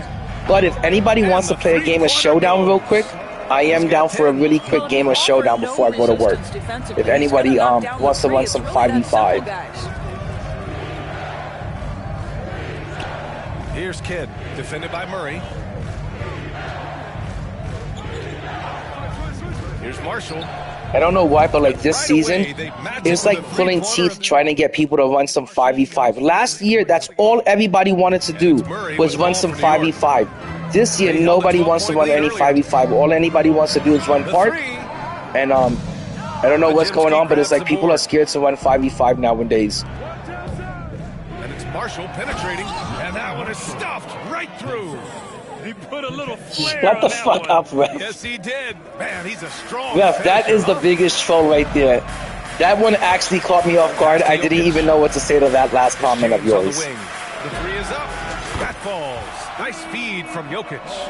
But I'll probably be back around 10:30, maybe 12:30ish at the latest.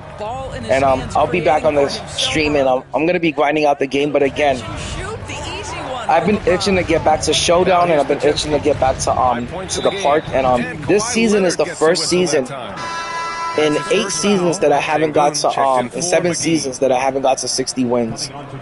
And I don't have the time to get to 60 wins. I've been grinding out too much salary cap, and I've been grinding out all of these challenges, and these challenges take forever to complete.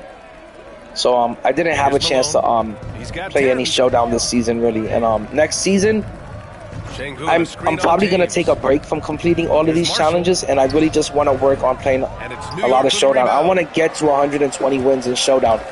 I think it was season 5 that I was able to get, no, season 6 I was in tier 1, but I wasn't able to reach 120 wins. I hit 81 wins.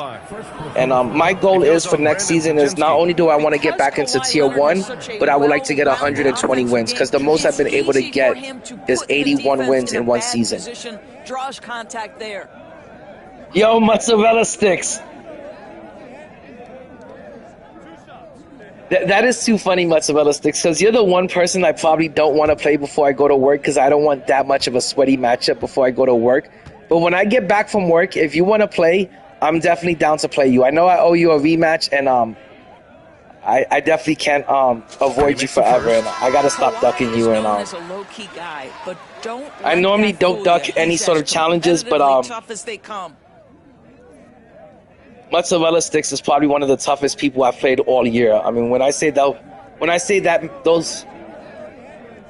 that's gonna be one sweaty competitive matchup. It's beyond sweaty going up against mozzarella sticks. He's really good.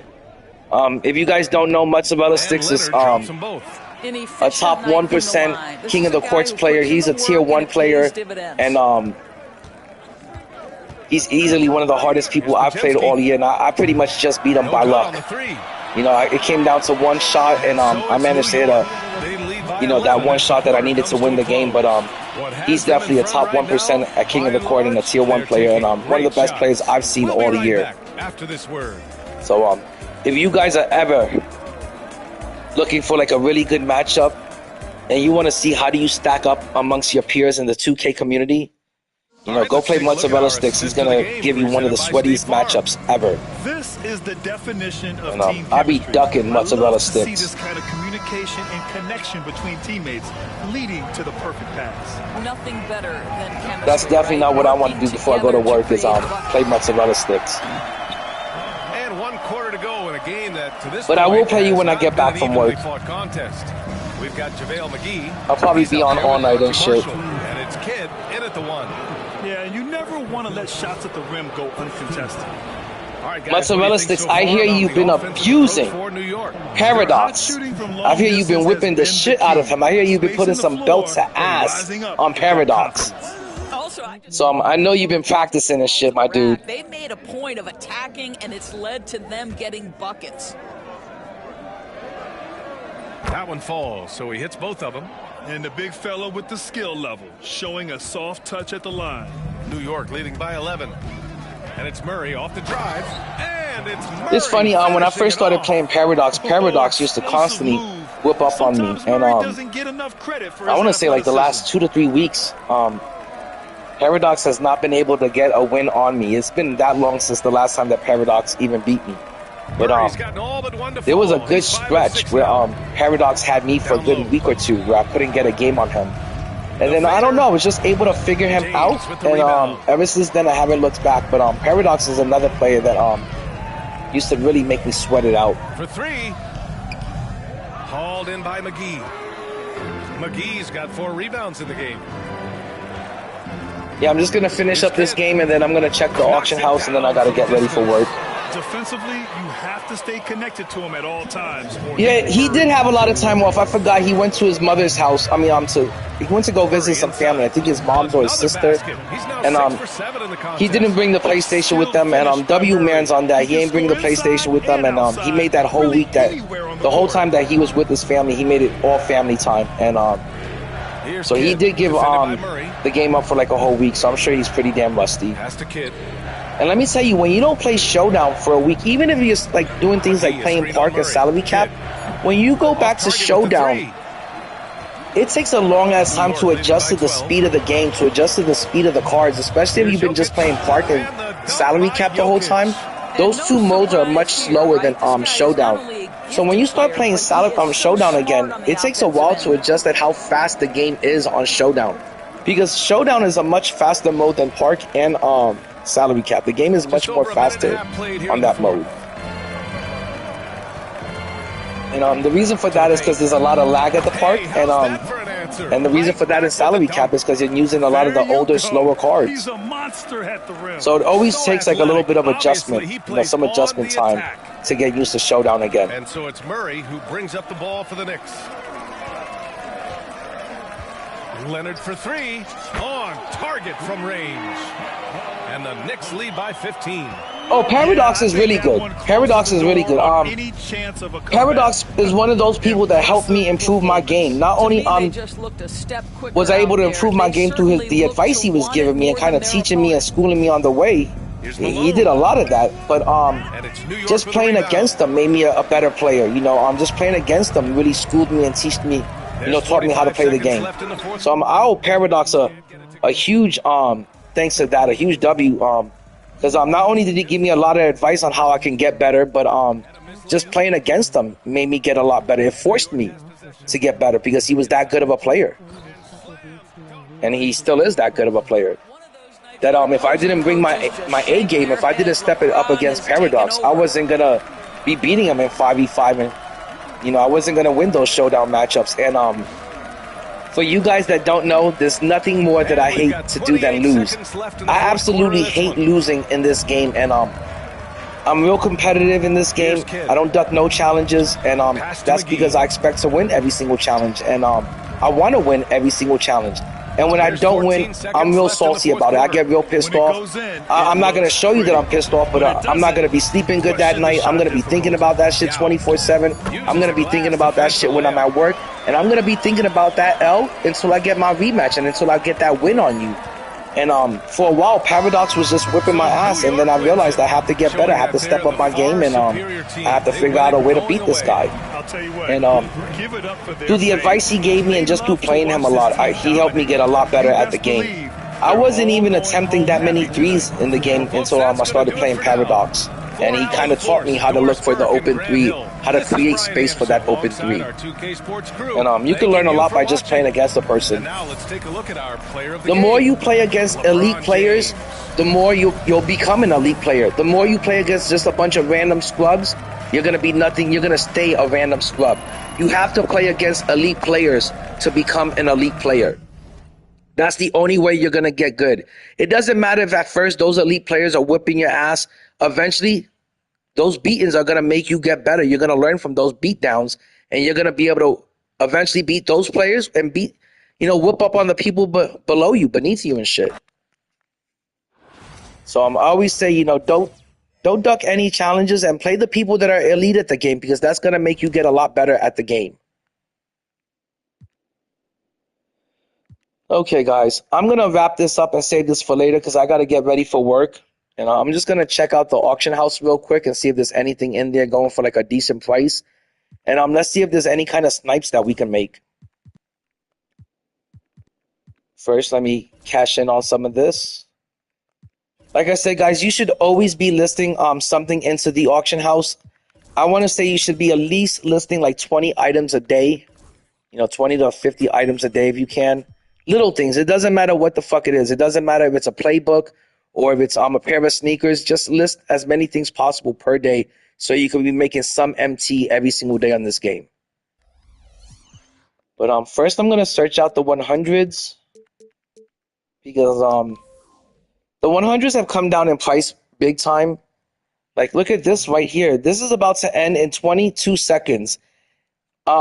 It is a 100 overall Shaq. It's only at 1.2 million MT. I think pretty soon this Shaq is going to be a lot cheaper considering that we have a GOAT David Robinson and an invincible Shaq. This Shaq is going to come down in price really soon. And if you want a really good elite card, get something like the 100 Shaq. It's just as good as the invincible Shaq. And trust me, if I find myself that I can't build a lineup of invincibles, if I can't build a team of 100s with the MT I have left, believe me, I'm going to surround my GOAT Michael Jordan with a bunch of elite 100s. These cards are more than good enough to run till the end of the game, especially if they got, 20, 30 legends on them, 40 legends. Porzingis has come down in price big time. Earlier today, I saw Porzingis sell for 800,000 MT. I said, what the fuck is going on? And it's because right now a lot of people are panic scared selling. I highly recommend for you guys not to panic sell all of your cards. Don't go out there and panic sell your best cards to end up having to rebuy that card in a week from now. If you really like that card, if you're doing really well with that card, hold on to that card if you're doing really good with it. If it's getting you W's in Showdown or at the park, there's no reason to panic sell any of your cards right now. You're just going to end up selling your card for dirt cheap. And then when you want to buy that card back, you're going to end up paying more to get that card back. So don't panic sell your cards right now. There's no reason to do that to yourself. And hold on to your MC for the next 2 weeks. Keep stacking it up. Every single 100 within the next 2 weeks is going to come crashing down in price. In about 2 weeks from now, the 100s are going to be looking like the way the dark matters are right now. They're going to be dirt cheap. Trust me. You can get Patrick Ewing right now for about 160,000. And that's how cheap. So if they're this cheap right now, imagine how cheap they're going to be in about 2 weeks when the new season starts. And you're able to get a GOAT card in level 40. You're able to get an Invincible from level 37. They're going to drop so many free 100s with the Pro Pass. You really don't need to spend your MT on a 100. You just need to be patient, and you just need to wait this 2 weeks out. What do you think? Let's check out the power forwards. I think it's mid. Clumsy, like I was telling people, I like a lot of the cards that are dropping tomorrow, with the exception of GOAT David Robinson. I think they could have gave us a much more exciting name besides GOAT David Robinson. I like the Invincible Luka. I'm really excited about the 100 Bobo. I'm really excited about the Dark Matter Taco. That card is going to easily be 1 million MT. 100 Bobo is going to be 2 million MT. I'm really excited about all of those cards. The Invincible Luka. The only card that I felt like was a little bit of a disappointment was the GOAT David Robinson. I also feel like the Invincible Clay, huge disappointment. That's going to be one cheap Invincible. And the Invincible Blake Griffin, also a little bit of a letdown. The only good thing about that card is it can play the 3. But I think tomorrow's pretty mid. And I think they're doing that because they're just buying time till the new season starts. These are just filler cards. You know, like I said, they're just kind of killing time until season 8 starts. And once season 8 starts, with these last 2 seasons, they're going to be giving us so much good free stuff. It's going to be so fucking sweet. Right now is a really good time for you guys to jump on board, and play MyTeam and really enjoy all of the free stuff that this company is going to be giving out to hook you for 2K26. But now that the game is free on PlayStation, and now that 2K26 is only 3 months away, believe me, this company is going to be a lot more giving because they want to hook you on for 2K26. Because 2K25, this was a pretty damn bad year. This was a pretty damn bad experience, and they're going to have to make up with it. They're going to have to make up for it with this end game. And they're going to have to give away a lot of free stuff. That's the only way they're going to hook a lot of people back, for 2K26. There's nothing here from the power forwards that excite me either. Now, this LeBron James does excite me. I would like to get this 100 overall LeBron James because I think the King James, the Invincible King James, that's such a rare and scarce card. There's usually no more than like 3 of them on the market. I think Invincible King James and I think GOAT King James, those are going to be cards that are going to be over 4 to 5 million for the rest of this game, until 2K26 comes out. Those cards aren't going to come down in price until everyone is, on 2K26.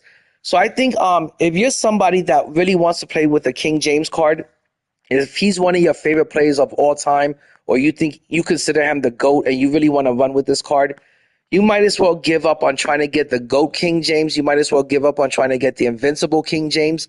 This 100 overall King James is about as best as most of us are going to be able to do, considering that it is endgame and most of us don't have much MT left.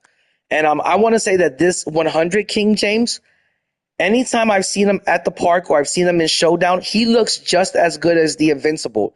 The only difference is that the Invincible can play the 1. That's the only difference I can see. But this one has really good animations. He's got great SIGs. He's got great dunk animations. I think this card is one card that you can get and you could be happy with it. And you don't have to feel bad that you couldn't get the Invincible or the GOAT or that you didn't have enough MT to get those two cards. I think this is a much better, cheaper alternative than the GOAT or the Invincible. And if you get like a base LeBron, you can get him for 1.2, 1.3, especially at nighttime. If you wait till like really late at night, 2, 3, 4 in the morning, you can get a base LeBron for about $1 million to 1.3.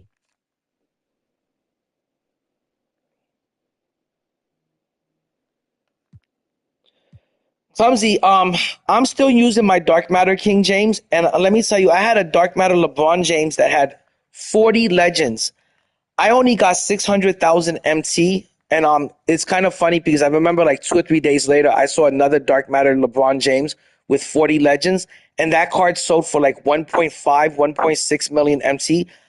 I couldn't understand why mine only sold for 600,000, but the clear and obvious answer is that the auction house is rigged and controlled by 2K, not by us, the people, by the community. But I still miss to this day my Dark Matter King James that had 40 legends. If you've got a Dark Matter King James with 40 legends, or you can get one from the auction house that has about 30, 32, 36 to 40 legends, that Dark Matter King James all badged out with the legends, that's just as good as the 100 for sure. That's just as good as the 100. And remember, the Invincible King James only comes with 12 legends.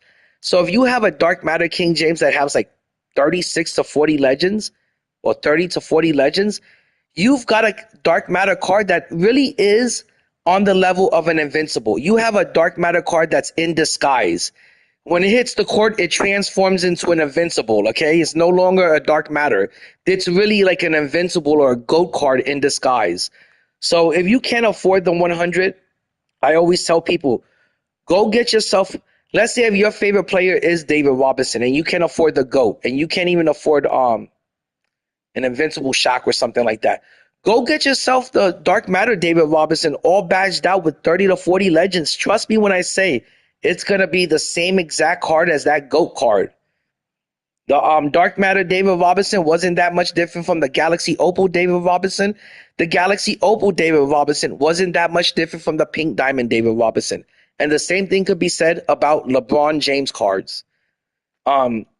Just go get the Dark Matter all badged out. You'll be fine. I'm still using my Dark Matter King James all the fucking time in Showdown and in King of the Court. And so if you tell me that you can't compete with that card, it's not the card, it's the player. Because the Dark Matter King James can carry a team, especially if he's all badged out. You really don't need this overly priced 100 card. But would I like to play with the 100 overall? Yeah, I'm sure he's gonna have faster movement. I'm sure he's gonna have slightly better movement.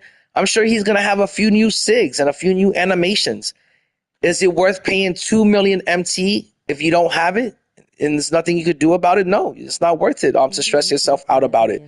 Just go get, the Dark Matter MT and get what you can afford. Do what you can do. Jay, I'm pretty sure that come next season, because just like last season, we got last season Invincible locker codes. We had 100 overall locker codes last year. Trust me, this come season 8, we're gonna be seeing more locker codes for free 100s. We're gonna be seeing more locker codes for Invincible cards, especially in season 9. We're gonna definitely be seeing locker codes for Invincibles. But I do think in season 9 we're gonna be seeing Invincible option packs and Invincible locker codes for sure. But I think some of that will also start in season 8.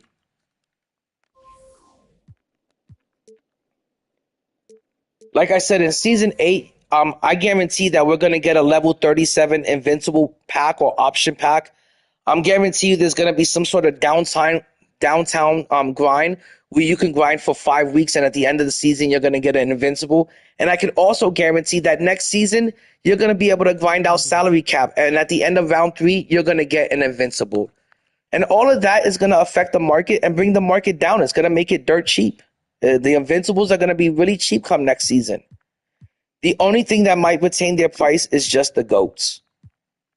And even come season 9, once they start doing stuff and releasing GOAT packs or GOAT boxes where you could rip a GOAT box, that's gonna bring the GOAT prices down too. And come season 10, everything's gonna be dirt cheap because they want you to get off of this game and they want you to move on to 2K26. And they also want to get you hooked for 2K26. So 2K is gonna make sure that the auction house doesn't look out of control to all the people that just got the game for free. 2K is gonna make sure that the auction house isn't out of control and that it leaves you with a good taste in your mouth, and that it's able to hook you for the next game for 2K26. They're not gonna leave you with a sour taste in your mouth, and they're not gonna leave these prices so inflated and out of control. They're gonna make sure by the time that this game is done that the prices are gonna be down on all of the cards in the auction house. A card that I would like to get, I would still like to get this 100 T-Mac. The Invincible T-Mac is almost like, he's like 2.5, almost like 3 mil. So I would love to have this 100 T-Mac in my collection and end the game like that and really have a lot of fun with this card. That's one card I would like to get. Also, the 100 Michael Jordan is so damn good. It's going to make you wonder, how could this card get any better?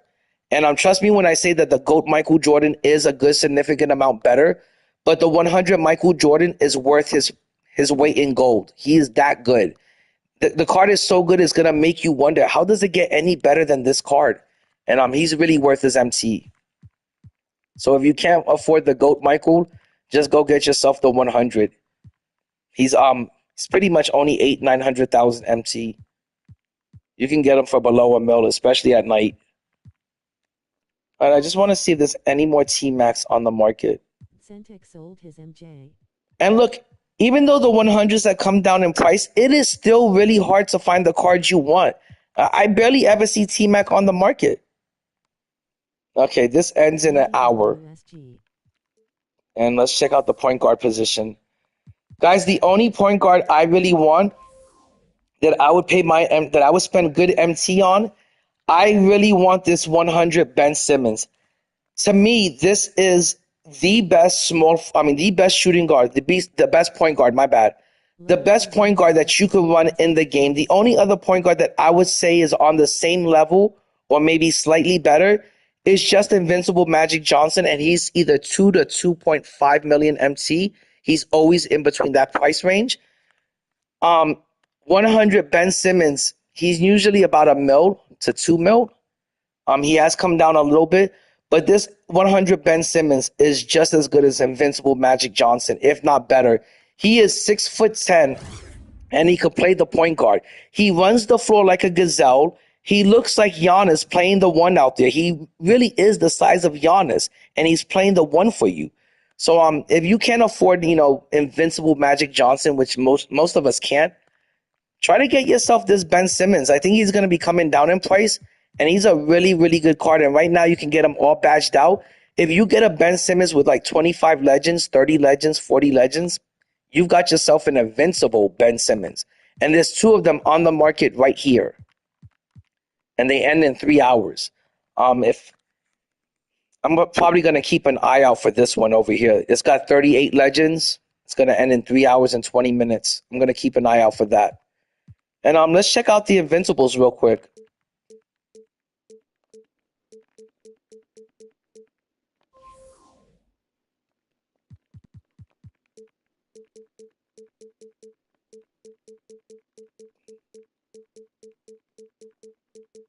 I hate when I do shit like this. As you can see, Invincible Magic Johnson, he's about to end in 1 minute. He's got 40 legends. Oh my God, I would love to get this card. The only reason why I'm not getting this card, and it's not because I don't think it's elite, or not that I don't think it's slightly better than 100 Ben Simmons, it's because he is going for 2.3 to 2.5 million MT. This card, buying this one card alone would wipe out most of my MT. And at this stage of the game, I don't recommend you wiping out your whole MT account on just one card. It's end game. You want to hold on to your MT and wait for some of these cards to come down in value. Like the GOATs will come down in value. The Invincibles by next season will come down in value. As you see, the 100s have already come down in value. Save your MT for the 100s that you want to pick up, the Invincibles that you want to pick up. but wait for them to come down in price. And I only suggest for you to hold on to your MT for 2 more weeks. By that time, everything should be down in price, the 100s and the Invincibles. And remember, a lot of these Invincibles, they're just as good as your GOATs. If you could end this game with a lineup full of Invincibles or a lineup full of 100s, I want to say job well done, because there's some people that play this game all fucking year and they were never able to stack up a million MT. They're not going to be able to finish with a lineup of 100s or Invincibles, much less in a lineup of GOATs. There's still a lot of people out there playing Showdown and King of the Courts with Galaxy Opals and Dark Matters. So if you're able to finish this game with a lineup of 100s or a couple of Invincibles or maybe 1 or 2 GOATs on your team, job well done. And you've done a good job and you got to enjoy the game. And that's a lot more than what some people could say. So I won't be spending 2 million MT on just this one player. I'd rather wait 2 more weeks and see if they come down in price. Look at Gary Payton, for example. He used to be a million MT. You can now buy motherfucking Gary Payton for 300,000 MT. Don't nobody want this card. 2 weeks ago, he was all the rage. Every single person wanted this card. Everybody was coughing up 1.5 million MT. They were coughing up a million MT. Now look at Gary Payton. He's 300,000. Nobody wants him. And everybody that paid a million MT for him lost out on a bunch of MT just because they wanted to get one of the first Invincibles on the market. So don't do that to yourself. Yo, what's good, Devin? Yo, Devin, I'm about to head to work, or else I would play you in a quick game of Showdown, but I'm about to go to get ready for work, and or else I would, little man. And I appreciate you swinging through and hanging out, and chilling and stuff, but I don't have the time to play a game. My bad, Dev. Oh, okay. This Kawhi Leonard card is not really that good. JC2K said that this is probably like your 4th best Invincible shooting guard. I wouldn't pay 1.5 million MT for Invincible Kawhi. Porzingis, this card is amazing. I would love to have Porzingis, but he's like 3 million plus. If you can't afford Porzingis because he is 3 million MT, go get yourself Kevin McHale. His wingspan is sick. He's got one of the longest arms in the game. Damn, Kevin McHale looks like Eddie Munster out there. He's a freak of nature. This is a really overlooked card, and it's probably one of the most elite cards in the game. That's a really good card to that you could add to your collection, and it's pretty affordable right now. He's not gonna break the bank, and he could play the 4 or the 5. But Invincible Porzingis, that card is a stud. I wish I could afford that card. I would say if you like Derrick Rose, got players like Derrick Rose and Steph Curry. If those 2 players happen to be your all-time favorite players, like I know a lot of people love Steph Curry and a lot of people love Derrick Rose. If those are like one of your all-time favorite players, I highly recommend going and get these Invincible cards, because both of these cards are a lot of fun and they're really affordable, really cheap, considering that they're Invincibles. And if Derrick Rose goes down to like 300,000 MT, like the way Gary Payton is down to 300,000 MT, I would definitely buy this card. I would add him to my team. He would easily come off the bench for me, and I would have a ton of fun running this card, in endgame at this stage of the game. I think these 2 cards are super fun, especially if I like to do a lot of rim running and dunking on motherfuckers. This Derrick Rose card is going to be the funnest card for that. If you like to 3-ball hunt, if you're a 3-point shooter and you like to do a lot of 3 hunting, this Stephen Curry card is going to be a ton of fun for that. So these are 2 Invincibles that I highly recommend because they're really highly affordable. And even this McHale card. McHale's going to come down in price because there's so many of them on the market. LeBron James, this card has got 31 minutes and he's at 5 million MT. This card is going to be practically impossible to get until like season 9 or season 10. This card is going to be this expensive until like season 9, season 10. And the same thing with Invincible Shaq. He's going to be 5 million MT till season 10. I'm not a big fan of Rudy Gay, but that's mostly because of his last name. And I'm also not a fan of this this Hondo card. I can care less about this John Hondo. I'm not a real big fan of playing with basketball players from the non-modern era of basketball. It just doesn't float my boat. And let's take a look at the GOAT real quick. Michael Air Jeffrey Jordan.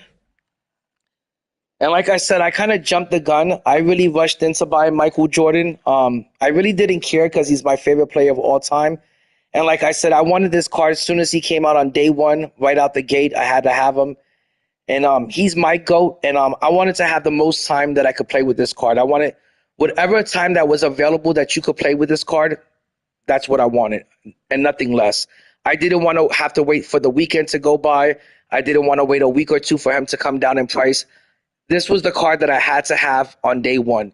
So if you see your favorite card of your favorite player and it's a must-have card for you, I don't recommend you hold it onto your MT any longer than 2 more weeks to get that player because there's not much time left in this game. And right about now, if you've got the MT to buy your favorite player, right about now is the time to play him, to buy him, and enjoy the game with him because there's not much time left in the game to play with him.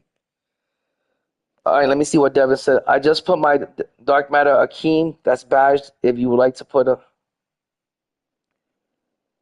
Devin, how long do you have him listed for?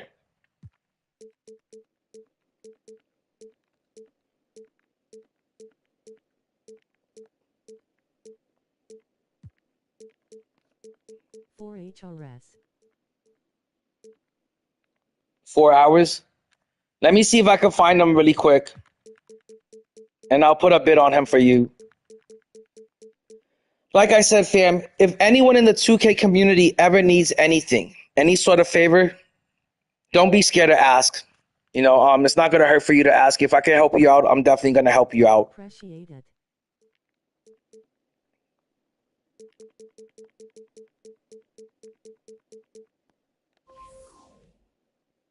It's all good, Dev. Okay, so Devin says he put his Dark Matter Akeem Olajuwon up for 4 hours. Devin, what kind of sneakers and what kind of boost did you give him? That'll make it like a lot easier for me to find them.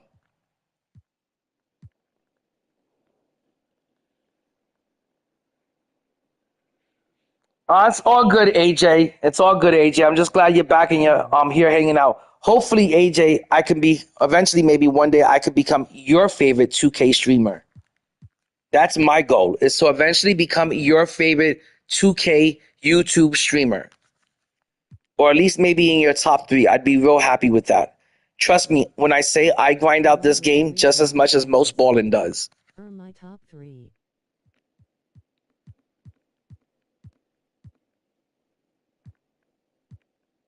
It's right there. Okay, Dev says the one with the 3 bronze badges. Okay, let me find them real quick. You passed it. Devin, I see an Akeem Olajuwon that has 3 legends. Are you talking about this one over here?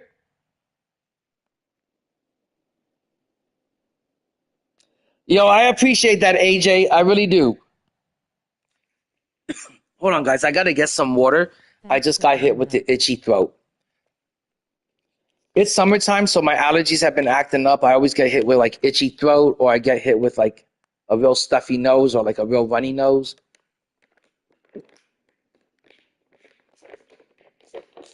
But this summer has been pretty killer on my allergies. Devin, this is the one. Devin, I want to make sure again, is this the one? It's got 3 hours and 53 minutes left on it. It's got 28 hops with 3 legends and no sneakers or no takeover on it.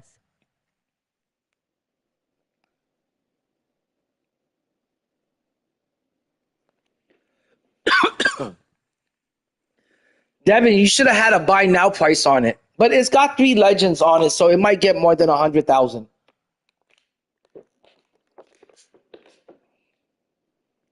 But guys, let me know if you need me to place like a little bid on this, and I could definitely do that for you, Devin.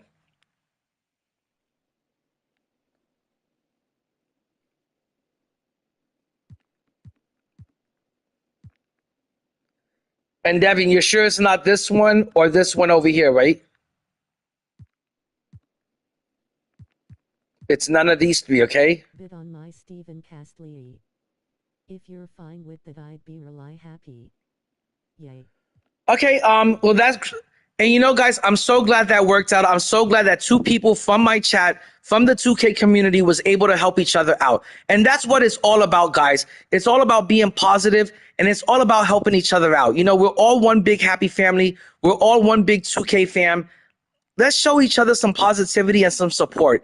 And if somebody from the 2K community could help out another person from the 2K community, let's keep shit like that going. And I'm really happy that two people from the chat were able to connect and help each other out. And guys, that's how I'm going to end the stream because I got to get ready for work. I'll be back around 10:30, maybe 11:30 at night. And I'll probably be streaming all night until like 3, 4 in the morning until I complete all of these challenges. So peace out, 2K community. I do it for the 2K culture. Stay savage, never average. Love your fam.